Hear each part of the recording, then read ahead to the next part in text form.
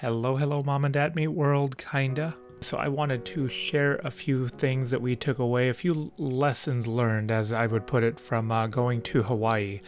So first and foremost, this is specifically talking about going to the island of Oahu in Hawaii, and we had flew in through the Daniel K. Inouye International Airport in Honolulu. And first thing you'll notice is when you walk in the airport from your gate to the main terminal to pick up your baggage is that it's completely open air. You've got open hallways, and it's really warm, especially if you're coming from a cold climate. And what else was open air was things like the Ala Moana Mall, the International Market, our hotel lobby. It was all pretty much all open air. Towards the end, we'll talk about something surprising that we had learned, especially coming back in to the airport, but we'll save that for the very end. So as far as the rental car goes, you'll want to make sure that whatever credit card you booked with is the same credit card you have on you, or else they will not let you exit through the rental car gates. If you have something like Costco, you have their travel package, make sure you add on that rental car package for only an additional $150 or so, because we paid probably about 4 times that. Ours was almost $600, and my wife's cousin actually booked the rental car package in addition to whatever package she got, which was truly only $150, where ours was almost $600. Then this should go without saying, but I will say it anyways, that pretty much everything here is going to be exported in, so it's going to be pricey. So from gas to groceries, it's all going to be pricey. There's tons of food trucks, tons of food everywhere, but expect to pay probably around $15 or more per meal. That's per person, so like per entree, $15 probably the minimum. Sales tax is only about 4%, so that's good. But hotels will also have a parking fee, and they will have a resort fee like they're doing in Las Vegas. So you won't get away from that resort fee nor that parking fee, which could be upwards of about $50 per day per fee. Another thing to notice too is that there were a lot of signs saying to make sure you take your belongings with you or to hide them in your car.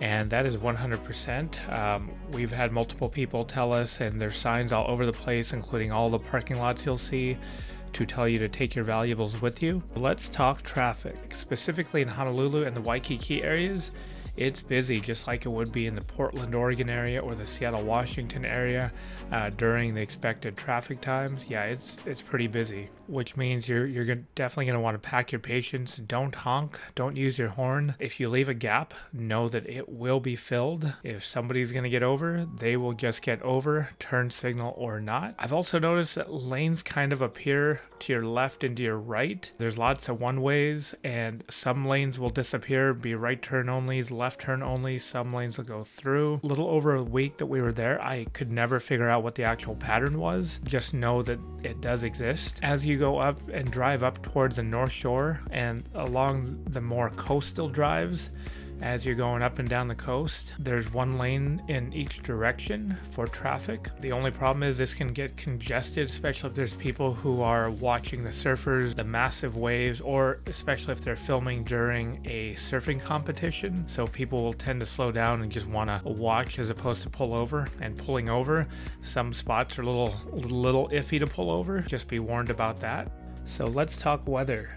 It was windy when we were there. Rain could move in very quickly, but move out just as quickly.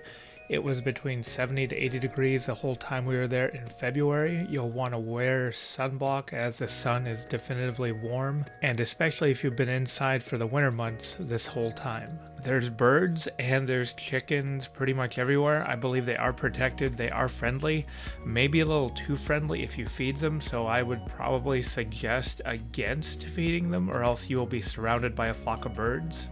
There are mosquitoes there. I didn't actually see any, both being in the city and towards the coast.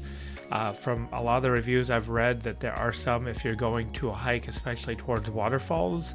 they will be plentiful, but we didn't actually see any, and they love me, but I did get 3 mosquito bites. It will be nothing as bad as Fort Stevens State Park in the northwestern coast of Oregon. Oh my, those were bad. Those mosquitoes were really, really bad.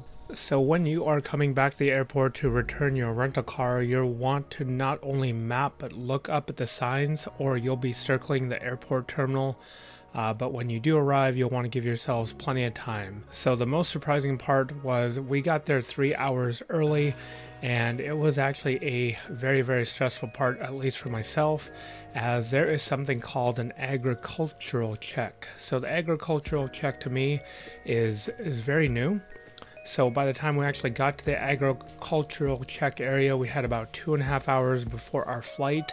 So what you do is you go through that part right there. You'll end up putting your bag on the conveyor belt.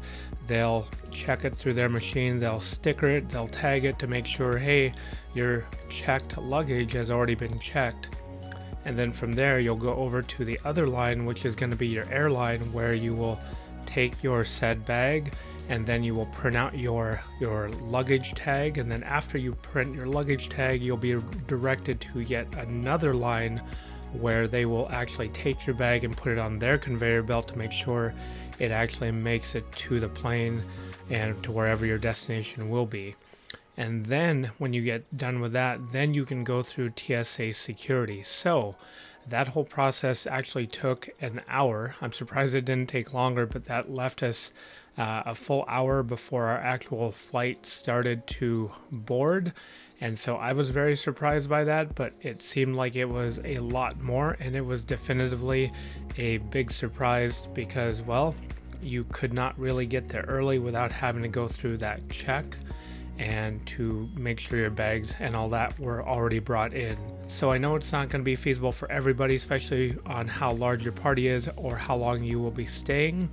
But if you do not check your bags and are only going to carry your bags on, then you can skip both the agricultural and the check luggage line and go straight to TSA pre-check and get there in a nice, timely manner. So that's the heads up right there. So hopefully you enjoyed this video. Please like and subscribe. It really helps us out. Thank you very much for watching. And until the next video.